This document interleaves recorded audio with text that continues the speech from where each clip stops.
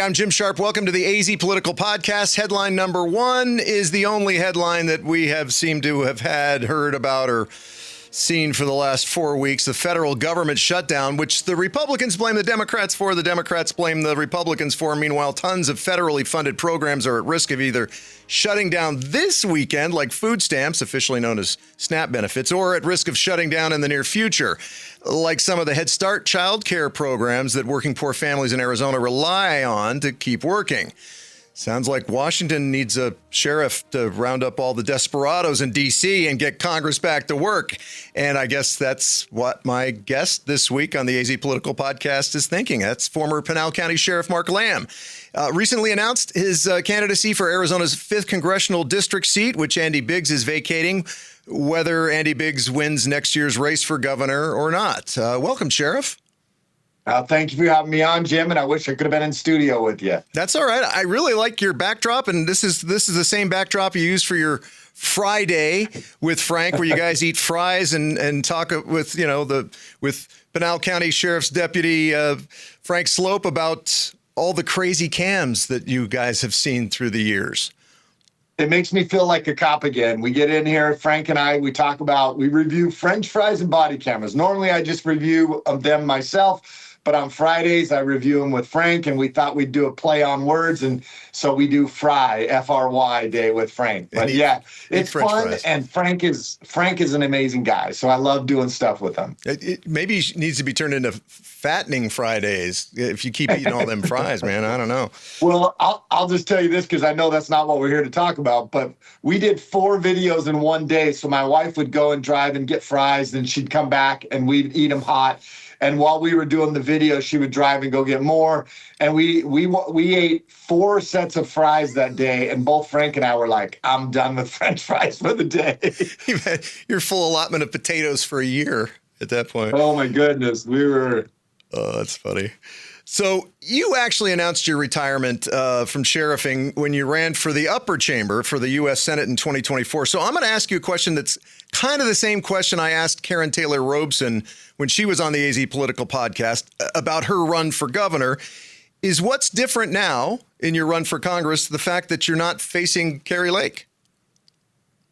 Well, look, the race is pretty much the same in the sense that you still got to go through the same motions. It's a federal race.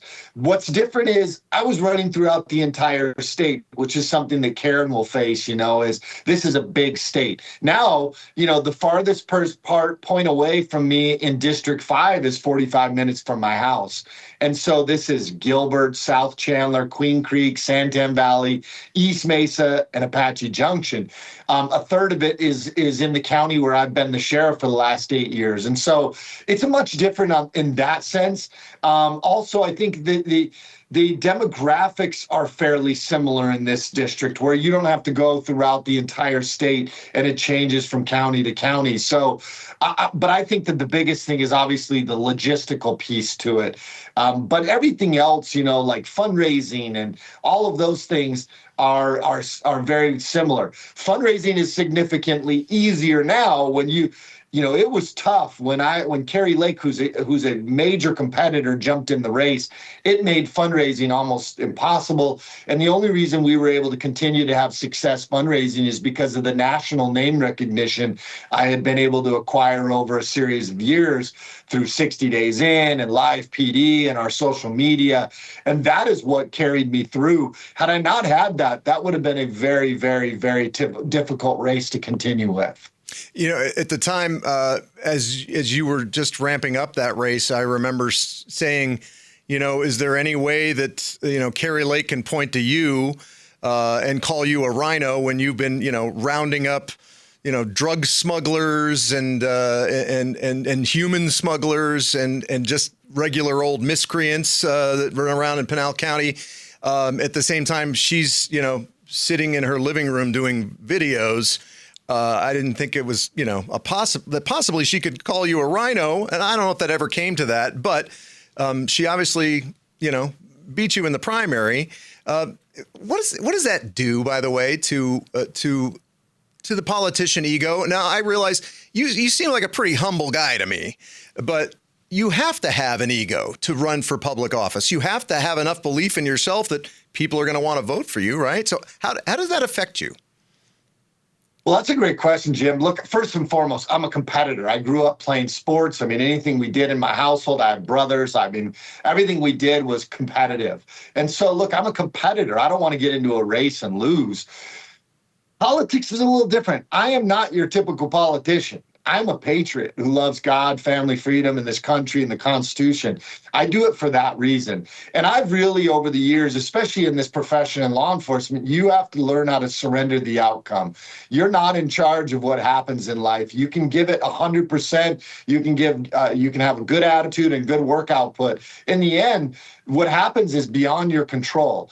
And so my family and I, we've kind of really dove into that over the years, because that's the only way you can make sense of a lot of the things that you see in a profession like law enforcement. You have to be able to say, I got to surrender the outcome. So the next morning, I'll tell you, I was, I didn't love it. And it was what bothered my wife and I is we were getting messages that were very reminiscent of the messages we had gotten just a year and a half before when we lost our kids. Mm. And it was people saying, hey, I'm so sorry for your loss. And it just, we were in a funk because we were feeling the same feelings we felt when we lost our kids. We decided to go to breakfast that morning, the next morning. And obviously, the sting of pride is there. I actually reached out to a friend, Paul Penzone, Sheriff Paul Penzone, and we talked through the possibilities now and the ability to take my voice and amplify it in a different way than what Senate would have given me. It gave me a chance to amplify it. And honestly, by about 10 or 11 o'clock the next morning, I was good to go. And I haven't looked back since, and I looked at it as a blessing in our lives that we were able to take it and go into this private sector and do some stuff, positive financial things for our family. So that I don't look at it and say, I wish that would have happened. I got in the arena and I didn't win, and I'm okay with that. I've learned to surrender the outcome. Let's talk about your background, because I think a lot of people don't realize that there was a Mark Lamb before he was sheriff of Pinal County. But of course, everybody became aware of you, people outside of Arizona, when you became sheriff. But tell us about your background, where you grew up, when you decided to get into law enforcement, what your motivation was in that, and where you served in law enforcement. Well, that's a lot, but I'm going to try to abbreviate it as quickly as possible. My family is pioneers of Arizona. My great-great-great-great-grandfather founded Lehigh, which ultimately became Mesa. We've been in this state for a long time. However, my dad was a graduate of Thunderbird, and so he loved international business. I was actually born and raised in Hawaii on the Big Island in Hilo. Then we moved when I was 11. We moved to the Philippines. We lived in Manila.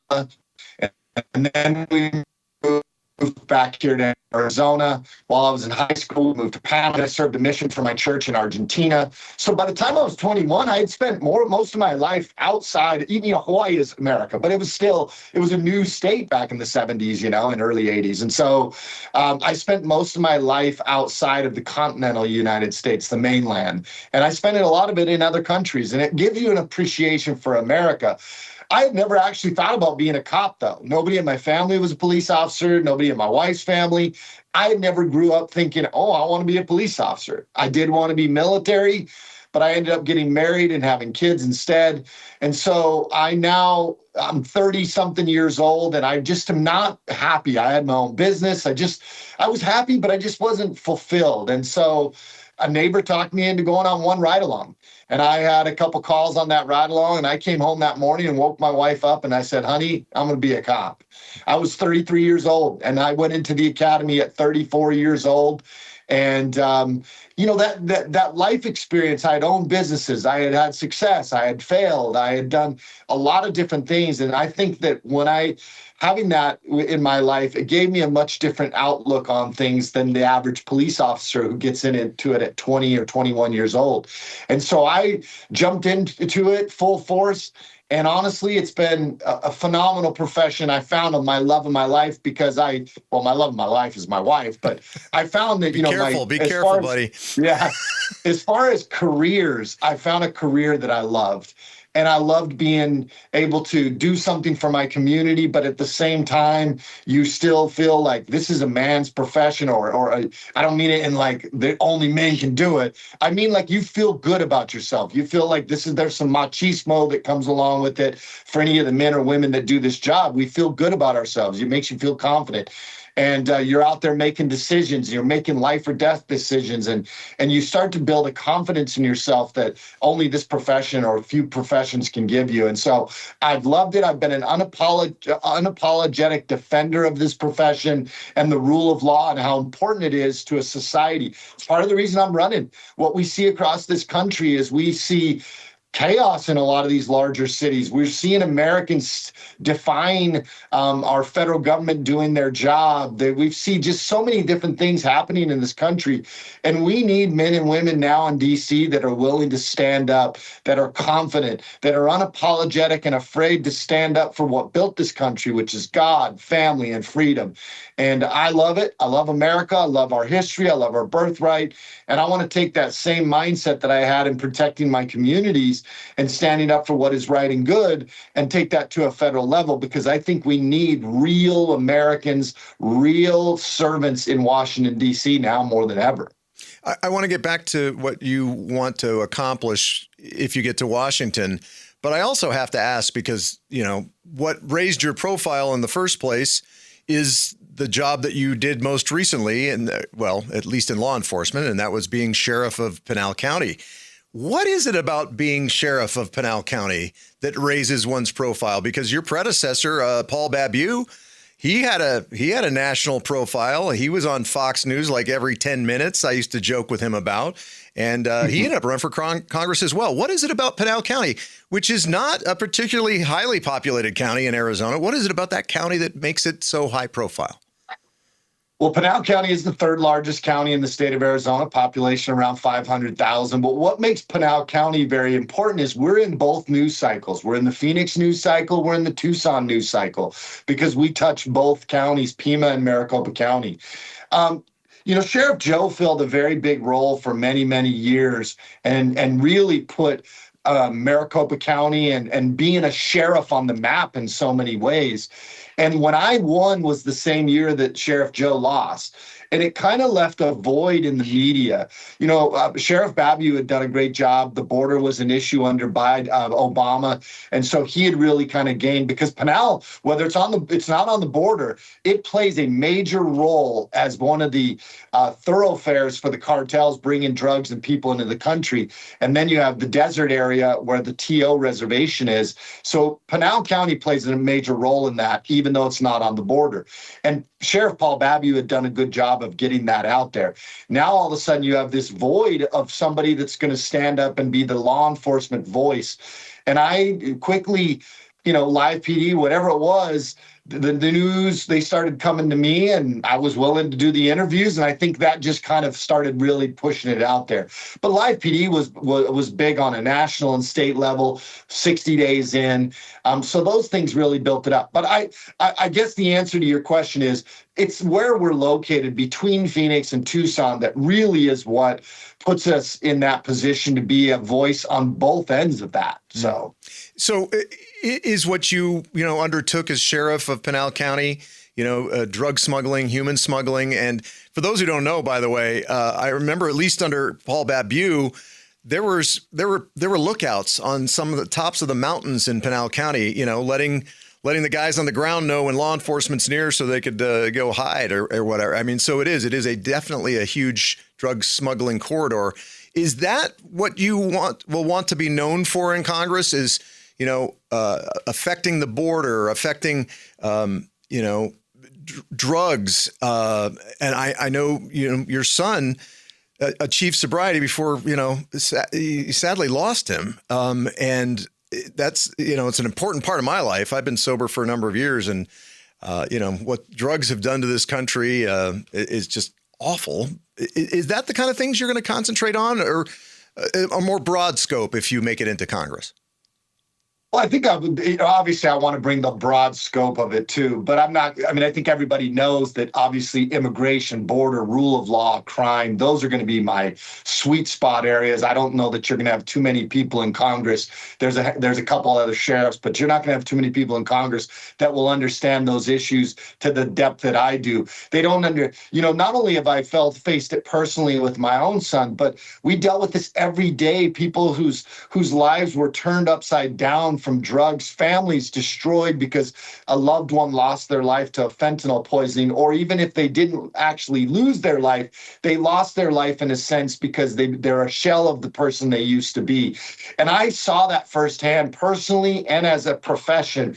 And I made a decision that I would always fight against those things, that I would be a stalwart defender of the American people against the drugs that are coming in here, the disaster that it brings with it to families. And then I also saw the other piece of it. I saw the people being abused by the cartels that were being trafficked into this country. And I saw how important it was to try to save them from becoming victims of the cartels and being put in the hard labor trade or the sex trade. Those are all things that I saw on a personal level. My son and my granddaughter, my daughter-in-law were killed by somebody driving under the influence of alcohol and drugs. So I have a real problem with drugs, and so I want to be a defender. What I want to be known for in Congress, though, is somebody who fought valiantly for God, family, freedom, and the Constitution.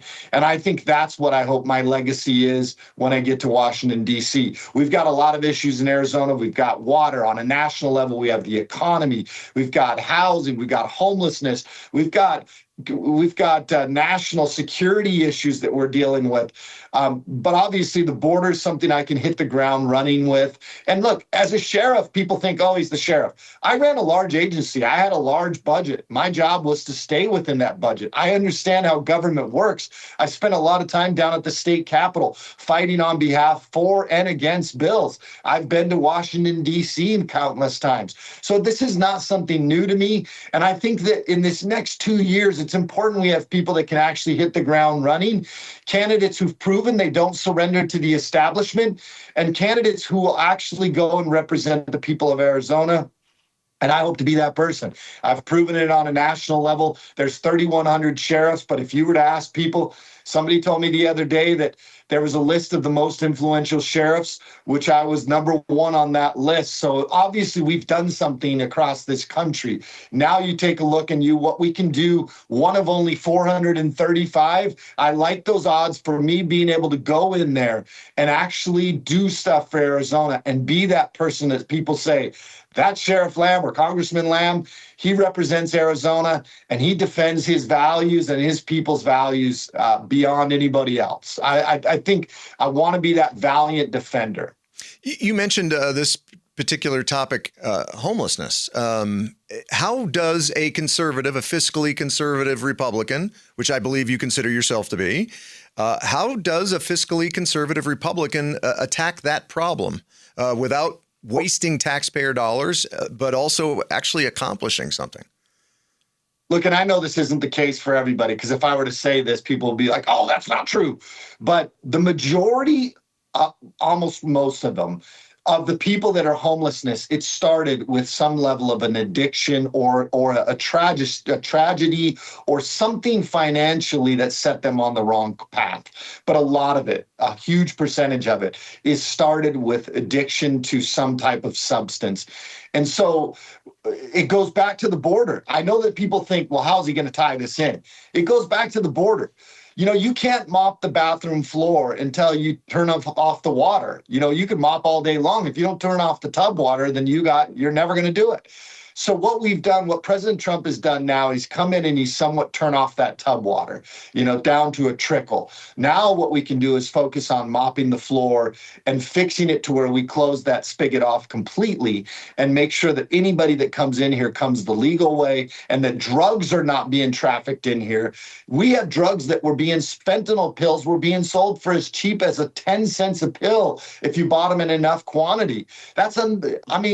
How do you defend that? And so what that was producing is more and more homelessness across this country. And I think that you start it by making sure we clean our streets up, we enforce our laws, and now we can start to help those people who have gotten down that wrong path and start to help them get back on the right path. The other issue, and because it kind of delves into homelessness, but we really right now, it's not like we're not doing something as a country. We just found out we have over 42 million people that are taking some level of government assistance, Section 8 housing, EBT, whatever that other word was you used for SNAP. it. I remember the day, SNAP. Yeah. They used to have actual stamps. Now they give it to you like on a credit card. Yep. How do we survive as a country? And this is, if anybody out there who's a historian knows that one of the falls of Rome came when they had too many people that were actually on the dole of the American or of the government. And we now have that. We have not encouraged people to be industrious. We now we have so many people dependent on the government. That's hurting our economy. We're $37 trillion in debt. So we've got a lot of things we've got to fix on a national level, on the economic level. That number of homeless could increase very easily without EBT or without those benefits. But I think we've got far too many people already on benefits in this country. It's unsustainable if we keep going this direction. I was going to ask you about the background that you're sitting in front of this morning. And it's the one I mentioned that, where you do Friday with Frank and you do some other videos. You've got George Washington praying in the background. Tell me about your respect and what draws you to George Washington as the founding father that you maybe respect the most, I'm assuming, since he's in the background. Wow. I love George Washington. First and foremost, he was a God-fearing man, as so many of our founding fathers were. They believed in God and they hoped for a better America, a better place to live than what they came from. But George Washington was a true patriot and soldier. He was mission-oriented, but he was also a staunch he stood up for his values and his beliefs to the point where he was known. People didn't go and try to compromise George Washington because they knew that was not going to happen. George Washington was an unwilling, I guess, I don't want to say unwilling. He didn't want to be in public office. He was encouraged to be in there because he was the guy that was incorruptible. And so on so many levels, George Washington really kind of the father of this nation, because his ability to say, this is what's right, we're going to do what's right, and we're going to defend it, even if it means we have to pick up the sword. And he did it always through divine providence, as he talks about so much in his stuff. George Washington, in his circular letter of 1783 that he wrote, with the conviction of the importance of the present crisis, silence in me would be a sin. And I love that. And that's kind of the mantra I've taken, is running for Senate, because I could have stayed as sheriff for 30 years. I would like to believe that the people would have continued to vote for me year out, election cycle after election cycle. But I chose to run for Senate because I didn't want to be silent, especially knowing that I had abilities and knowledge relating to borders in particular, to help that last election cycle. This election cycle, we're still dealing with some of those issues. We haven't fixed long-term the immigration, the border issues. We have a fix on it now, but a new president could come in and overturn all that again. And so we've got to get people in there that understand it, that fix it, that understand the human side of it, that understand the legal side and the rule of law side of it, and be able to actually fix it. So going back to what I said, silence in me would be a sin, knowing that I could do something about it. And there's an old Danish saying that says, he who has the ability has the responsibility. I think it's what George Washington aspired to. It's what I want to aspire to. And I think that we need men in Washington, D.C., men and women in Washington, D.C. with a mandate higher than the ballot box. And frankly, that are men and women that will stand up for their values, especially now where party has become so polarized. We no longer have servants that are willing to stand up and say, hold on, this isn't right. I also find it interesting, if you don't mind, lean to your right just a little bit so people can see the picture I'm talking about. There he is. There you can see George Washington. He also believed, you can lean back. I'm sorry. I shouldn't be telling the sheriff what to do. Right? This is This is my John Wayne bust, and I use it to put my cowboy hats on. It fits on there perfect. But There you go. that was from the Claremont Institute and the American Sheriff Award. I love that. I was going to say about Washington. He also, not in a snooty way, but he believed he was above politics. He believed the presidency should be above politics. But that is far from where we stand right now, and have stood with several prior presidents as well. Do you think it'd be a good thing for our country to have a president who, once he gets into office, he's like, you know what? I'm not a Republican. I'm not a Democrat. I'm the American president. And this is the way I need to act, is for the people as opposed to for my party. You know, I think in essence, people may disagree with it. We kind of have that right now. I mean, we have a president who is willing to do, he has his mission. He's trying to do it. I don't think he really cares if Republicans or Democrats want to be on his side. He has a mind for what is right for America, whether we agree with it or not. I happen to agree with most of what he is doing, and I think you needed somebody in this polarizing situation. In many ways, it's kind of gotten a little bit more polarized, but somebody that's willing to stand up and make tough decisions. Here's the problem. Washington has been guided and run by bureaucrats forever. The bureaucrats have been the ones behind the closed, in the shadows, who have really had the power in this country. And now you have a president who is breaking free from those bureaucrats. And guess what? In many ways, there's Republicans and all the Democrats can't stand him. Why? Because he's upturning the system that the bureaucrats have built over decades. It's not what the founding fathers designed for this country. We've gotten away from the three branches of government, the checks and the balances. We are no longer using the Constitution as our guide. And I think that you needed somebody that was willing to be different to break through that. Now, what does the future look like? I think the future will be much more like you described. Somebody who now says, look, we've reset it. Now let's go forward as Americans, not necessarily as one party or the other. But that has been polarized by the bureaucrats in Washington, D.C. Oftentimes, I said this the other day, and whether people want to believe it or not, the founding fathers, Abraham Lincoln, so many of our great people throughout history have warned us. We have a government who makes us concerned that the aliens are going to come from space, that people in the Middle East want to kill us, or all these things, and that may or may not be true. It is true in many cases, not the aliens. But what we've done, though, is we've taken our eye off of what the founding fathers and Abraham Lincoln said. Our true threat comes from within. If we are to lose this country, it will not be because somebody crossed over. Abraham Lincoln says that all of the armies of Africa, Europe, and Asia combined, with all the treasures in the world minus our treasures, could never even take a drink from the Mississippi River or the Ohio River. I can't remember what he said, but they could never even take a drink from it. Why? Because this country is too powerful, too great. I think it's got God's hand over it. If we destroy this country, it will be from within. It'll either be the politicians who are destroying it. It'll either be the division that exists in this country between, Americans, where we're constantly being divided on race, religion, politics, all of those things. And I think you need politicians who are cognizant of the fact that we alone will be the authors and finishers of our fate. And so if we can either fix it now, or it will continue to go the wrong direction. And that's kind of what Abraham Lincoln said in his Lyceum address of 1827.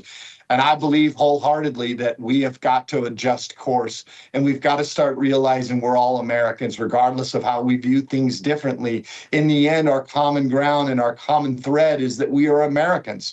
And I hope to bring that to Washington, D.C. Yes, I have values that I believe in and stand up for, but I'm also somebody that is not afraid to sit down with anybody and talk through how do we fix this for America.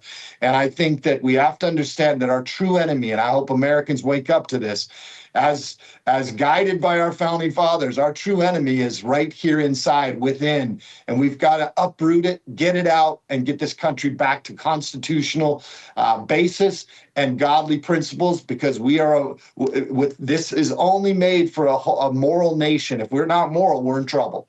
All right, Mark Lamb, thank you so much for your time. Really appreciate it, and good luck on this campaign, it's as you said, you'd only have to drive 45 minutes, I think, to hit any part of that district, but it still can be really taxing. And if you don't mind, if I might add, just put the website in there. Sure. If you want to sign my petition, live in CD5, or you would love to support us, we'll take prayers. I'll take, obviously these campaigns run on financial contributions. I would love to have your support. You can go to marklamb.us. That's marklamb.us. All right. You know what? If I was still a political consultant, I would have said, good job, candidate. Nice job getting that in there. I really appreciate your time, though, Sheriff. And I appreciate you watching the AZ Political Podcast. I'm Jim Sharpe, and we'll see you real soon. Thanks for watching the AZ Political Podcast with Jim Sharpe. Click the box to watch more from KTAR News and tap the button in the middle to subscribe.